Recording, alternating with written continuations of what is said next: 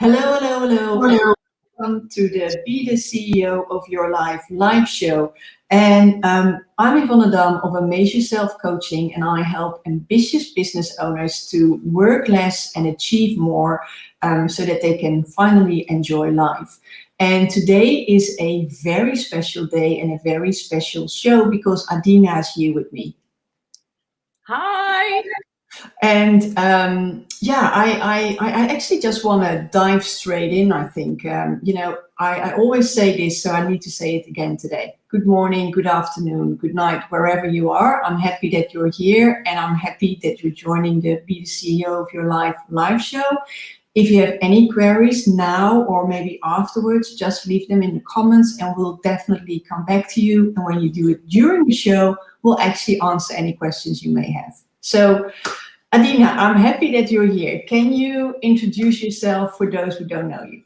Yes, I'm so happy that you have me here as well. It's always wonderful. I'm Adina. I am a business coach and sales expert for female entrepreneurs who want to learn how to sell more with a lot less effort. Right. And without feeling, gross, icky, or whatever people feel when they're selling. Mm-hmm. Great. So tell me, how did you start this business? And I think everybody has that experience when selling, because it seems so.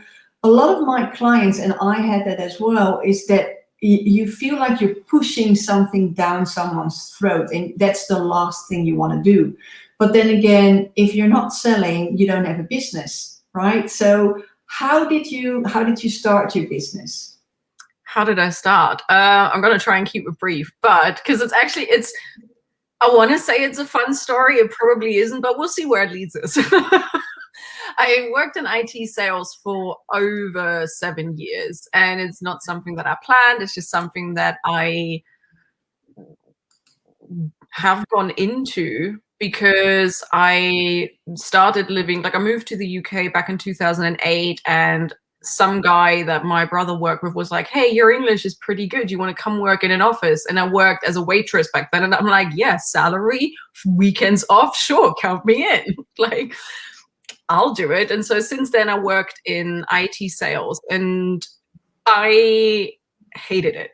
I absolutely hated it. Working in corporate, it's not so much that I hated the people, but there was something, especially, you're 20 years old and all of a sudden you've flown the nest and suddenly you have responsibilities. I mean, that's a system shock as well. But then you live in a different country and you have responsibilities, and you're like, you can't just go to your mom and be like, how do I do this tax thing that people talk about? That's beside the point. But so I did this for over 7 years, way into my just before 26 or 27 or something. Anyway, I did it for a while. And the reason that I hated it is because I was literally told, and this was my job, to sit on the phone and dial down an Excel spreadsheet of people, sometimes Salesforce, to see if they wanted to buy something from the company that I was currently working on. And I didn't want to call them. I was meant to call the German territory because I speak German. I was meant to call Austria and Switzerland as well. And so I did, but I kind of tried to avoid it. And so after a while, what I would do is I wouldn't close any sales in the very beginning. I was probably the worst one. I didn't get any commission. I didn't get anything. And my boss was just like, Adina, you kind of want to up your game. So they put me on sales trainings. And in these sales trainings, I've been told multiple, I've been on so many sales trainings in one. It's ridiculous. But I got better over time. But anyway, then I heard things like no means yes, or get the sale under any circumstances, always be selling, just very pushy stuff. And anyway, I did it. It felt awful. And every time I tried to do it, people got annoyed with me. It's I don't know, people I probably didn't execute that sales strategy very well, but it didn't feel nice. And so I didn't make any sales. So eventually I'm just like, screw this. I'm going to do it my own way. Over the sort of years that I was doing, I was very not confident in myself. So I kind of hid it in front of my employers. So I would suddenly start calling people, and I just had a conversation talk to them about their holiday, talk to them about how they are, talk to them about God and the world. And somehow that's when I made my first sale. And I'm just like, I just talked to you about the holiday. And they were just like, yeah. By the way, sign me up for this thing. And I'm like, wait, this works. So I tried again and again and again and again. And it worked. And while my bosses didn't like it, I realized that people wanted that relationship more than they wanted anything else. And so eventually, aside from the fact that I didn't enjoy I don't like being told what to do. I'm not a good employee. I really am not. And so eventually I'm just like, okay, I'm going to start my own business and I'm going to teach women how to sell, because what I've realized in our sales team is that women, all of the women, including myself, we were all facing the same issue. And that was, we didn't want to push something on people that they didn't want to do.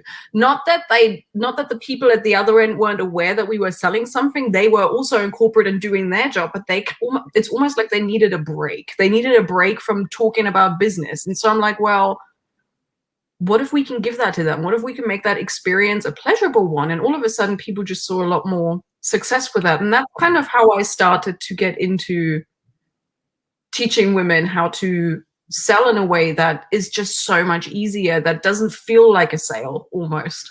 Yeah. And I like that it doesn't feel like a sale. I think that's critical, because that kind of takes away that pushing and that, growth element. And you've helped me tremendously with that. I mean, before that I was like, oh my word. And now I understand it. It's really, it's a two-way street. And what I really liked and what I learned from you, and what I didn't understand previously, is that as a seller, you can also say no, right? And often we think, oh, I need this sale and I'll take on everyone. So talk to me a bit about that, because if we're talking about doing business with ease, it is for sure important that you also remember that you have the right as a salesperson or as the seller to say no as well. I love that you brought that up, because it's like, I mean, you know me, I love this topic in general, but so, I mean, you and I probably agree on the fact that how we thought when we got into business, what it's like to run your own business, is that the customer is always king. Yes. Right? Right. Yeah. So, like, I'm pretty sure we can all agree that we've at one point or another heard that the customer's always right, the customer's always king. And that never sat well with me, because I'm just like, well, I'm running a business, and it's not just because you're paying me doesn't mean that you're doing me any favors, because I'm still providing a service to you. And so I sort of looked into this and I'm like, why is that? Why do we feel obligated just because someone's handing us money? And that's because, and men have a very different subset of beliefs around this, but I'm going to focus on women because that's my main focus. The way that women have traditionally been praised clashes with what society has taught us business is all about. And women have traditionally been praised for being selfless, always putting other people first, being humble, and take these traditional beliefs that we enjoy being humble. To some extent, we enjoy putting other people first because we like giving, we like being of service to other people, right? So we identify with this. But then take the concept that we've learned in society of running your own business and asking for money, because that's what we say, right? We ask for money. Yeah, but now that's greedy. Right? And so you've got a woman who wants to be humble, who wants to be of service, but who also has to kind of make money. And so the only lesson that she then has is just like, well, in order to still be humble while I'm asking for money, and in order to still be of service while I'm asking for money, I'm going to have to let the client walk all over me. Anything that they want goes.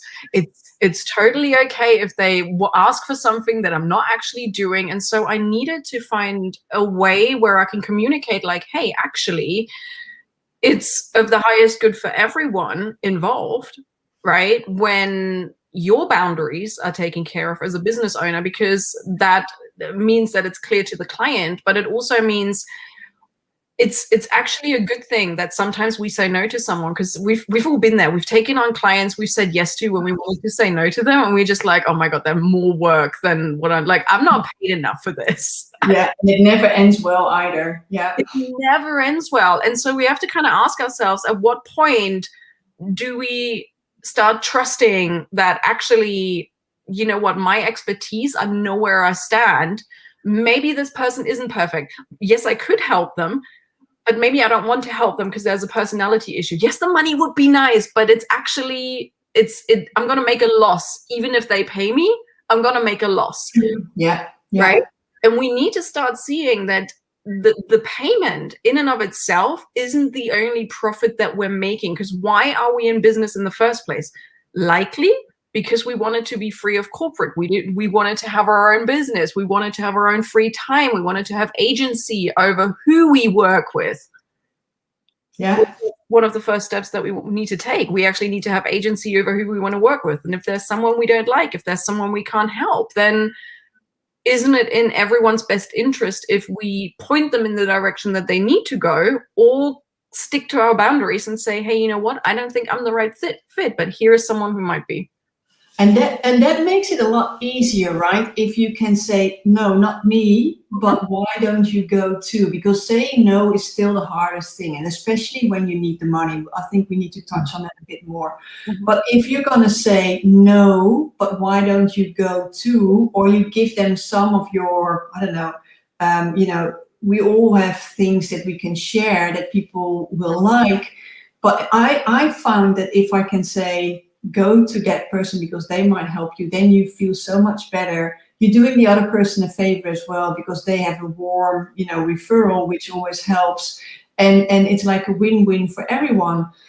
But what I know is that when you start, or when you're really needing the money, and that person that the call is planned with, or that you have on the phone, they can make the difference with either paying rent or you're not going to pay rent. Now, talk to me about that, because that's a very hard vibe to ignore. Like, you're like, yeah, I don't think I like you, but I need the money. So what do you do then, It's a very good question, once again. And I think we've all been there, right? So if we just touch again on what is actually the payoff when we take someone that isn't a good fit, right? Yeah. Or we're not a good fit for them. It might also be that, right?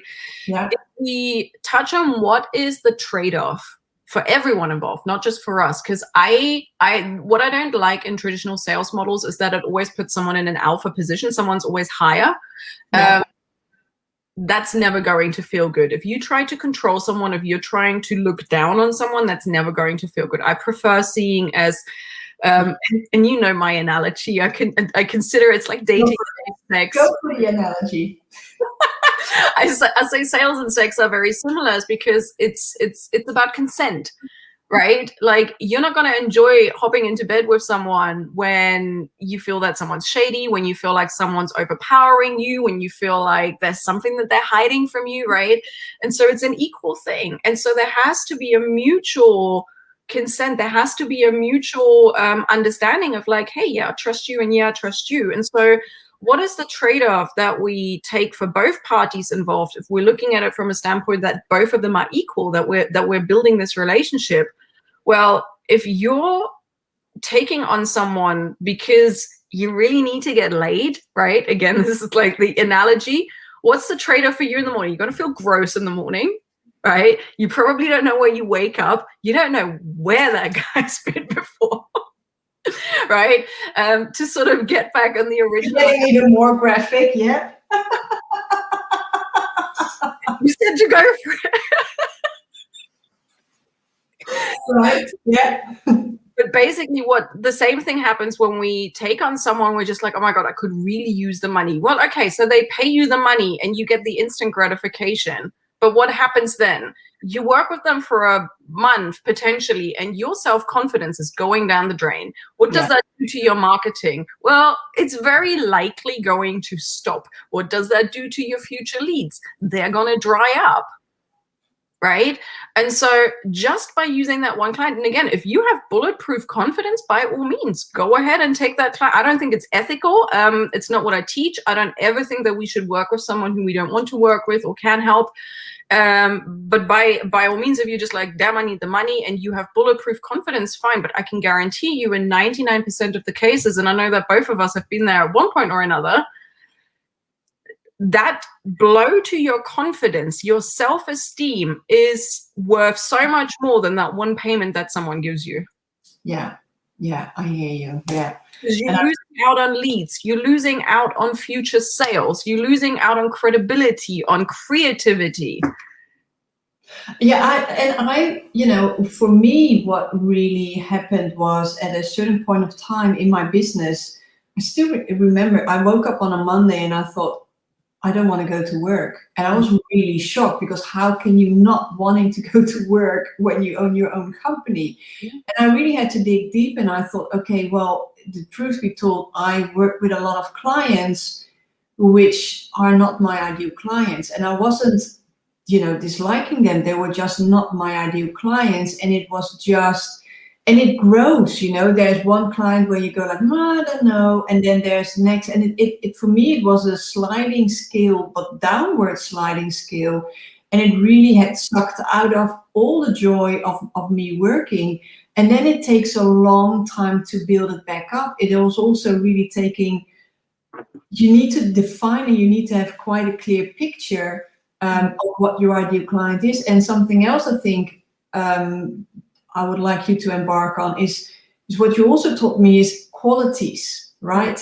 Because when we speak about an ideal client, and everybody who's in business most of the time, you know, they speak about ideal clients, then you get the demographics, you know, this person, this age, they're doing this, which is in itself is great. Because there is a difference when you're talking to a single guy or a mom with 4 children. You're just having different, you know, environments. So there's a difference for sure. But what I really liked and what was eye-opening for me was qualifications. So can you, or the qualities, can you tell me a bit about that? Yeah, sure. So I'm just going to preface this by saying that I don't ever think that my way is the only way. Yeah. Right? I very much believe that whatever works for you works. And for some people, traditional demographics work. I have found them for myself, and for the people that resonate with what I have to say, it doesn't work. Because if we take traditional demographics based on, and the reason, maybe just for anyone who isn't yet at that point, the reason why we want to even look at ideal clients is because we need to understand their language so that we can market to them, right? Because if we market to them, we can make offers and then we can sell to them. Now, if we just look at demographics, one of my favorite examples is a 30-year-old office worker. A 30-year-old office worker could be anyone, right? It could be Nadia, the receptionist, who is a single mom, recently divorced, and she's barely making ends meet. Or it could be Susan, who is the youngest CEO, Forbes 30 before 30, right? And she's making 300K a month, and she wants to learn how to make her next 500K, right? And so the difference is, well, if you're only marketing by demographics, if it is the traditional 30-year-old female office worker, it could be like, well, are you marketing to Nadia, who's the receptionist, who wants to learn how to make her first 5K, right? Yeah. Or are you marketing to the lady who is a CEO who wants to learn how to make her next $500,000? And that it's a very different language that we're speaking. And so what I prefer to do, and everything in what I teach when it comes to sales, is very much, if it feels good, that's the right thing. Because I don't believe that that kind of what you touched on earlier, where it was just like there was a point in your business where you didn't want to go to work, right? Yeah. If we just want to get paid, but we're putting ourselves in a position where we don't enjoy what it is that we're doing, well, we may as well just go back to corporate. Yeah. Right? Because all we're doing is we're exchanging gold shackles for rose gold colored ones, right? Like, it's a different color, but still shackles. So it doesn't really matter. But the reason why we've built a business is because we have values that go beyond this. We want to enjoy what it is that we do. We actually want to have a life that we find fulfilling, and that looks different than just getting paid. And so that also starts with the people that we work with, which also touches on just sometimes saying no to someone. And that takes so much courage, doesn't it? It takes so much courage to say no to someone. And so one of the ways that I found we can find some of the language when we look at our ideal client is, well, rather than the demographics, forget the demographics, think about what are some of the personality traits that they have. What are some of the systems and qualities that they have as a human being? Are they into the same music as you are? Sounds silly, but it's true. Are they spiritual or not? Do they, are they a little bit dirty, right? Do they like video games? Do they like video games, right? Which is something that I have, you know, marketed myself as, etc. But there are certain qualities that we enjoy working with the most. Are these people easily offended, right? It's a quality that I seek for in my ideal clients, is that I sometimes say things because I think I'm hilarious. And so if I have someone, you know, who's easily offended, they might not find me so hilarious. I'm a pretty carefree spirit like that. But, you know, I can't work with someone where I have to feel like I have to walk around on eggshells, where I'm just like, fuck, if I said this now, I swore now, today I'm wearing this thing. What if they find that offensive? Like, not that I'm trying to be offensive, but you get what I mean, right? Yeah. Qualities that I value. And so it's much easier to find someone to talk to in your marketing language when we look at, well, what are the qualities? But also, where do you want them to be in their journey? What have they tried? What do they feel like inside? Because it's easier to talk about that than be like, are you a 30-year-old office worker who is tired of her job? Yeah, very true. Yeah, I hear you. So before I forget, if people, you've got some opportunities to talk to you and to get to know you a bit better. And if people are like, yeah, you know, talk to me more, explain to me how I can make sales easier, then they should go to your website, which is adinakrol.com, and there is the form that they will get in contact with you, right? Yes, absolutely. Okay, great. Before we forget that. Now, we covered already a lot, right? We covered already that sales is like sex, that it has to be mutually, that you know, you can't, that's for sure, that you have to, and I think this is the same, you have the power to say no. Yeah. Sometimes you have to say no, because also for the long-term effects, and about the qualities that your ideal client should have. Mm-hmm. Now, you always teach that you should ask 3 questions when you're in a sales call. And I think these 3 questions can really help people to determine whether they actually do want to make an offer or whether they just want to say no. So explain a bit about the 3 magic questions. The 3 magic questions. Okay, so the 3 magic questions, I'm just going to go with the magic right now. The 3 magic questions are more something that you ask yourself internally. It's not something that you necessarily ask the prospect. Yes, if you don't verbalize them. Yeah. And so basically what you want to find out, as almost like a short, I'm going to say it's probably 100% accurate if you are honest with yourself. And that is, do you want to work with them? Can you help them? And do you want to help them? Or rather, do you like them? Can you help them? And do you want to help them? And unless all of these 3 questions are a yes, I generally suggest that you just gracefully say goodbye to that person at that moment. And the reason for that is basically what we talked about in the beginning. It's just like, well, there's a very big trade-off for you to, like, if you, for instance, if you can help them, you want to help them, but you don't like them, it's kind of self-explanatory. You probably shouldn't. Yeah. With them. If you like them, if you want to help them, but you can't help them, then it's very unethical to suggest to work with them.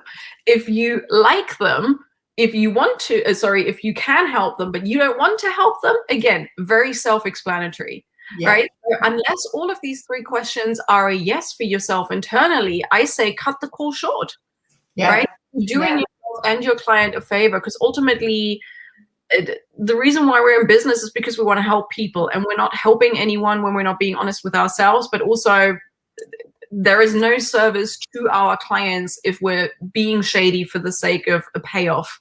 Yeah, no, I think integrity for me is very, very important, and it really pays off. And what I find is that if you are using integrity all the way, you find those clients as well. You don't attract shady clients, you attract the clients with integrity. And that's something I really, really love.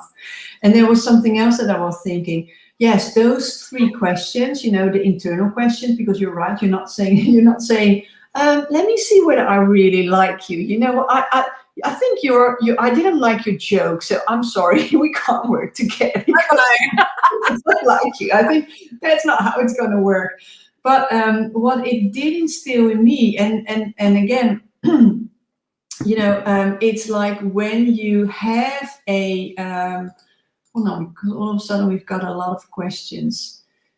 Sorry, I'll show the questions just now. But what it also helped me with is, I have a signature offer, and a lot of people have a signature offer, and I truly believe in that because it markets really well, and it gives you, this is what I talk about, and it gives you the expert status, right? But most of us, you offer this, but you can do quite a bit more. And for me, someone told me once, I think you've had 7 careers. I think, yeah, that's most likely true. And even in my coaching business, I've done various things. So when I was like, oh, I can actually decide whether I can help them, and I'm allowed to think outside of the box. And that is like entrepreneur playtime, isn't it? Because you're like, well, this is my signature offer, but you actually need that. Well, and let me be great at that. So yes, let's work together. And I really enjoyed that.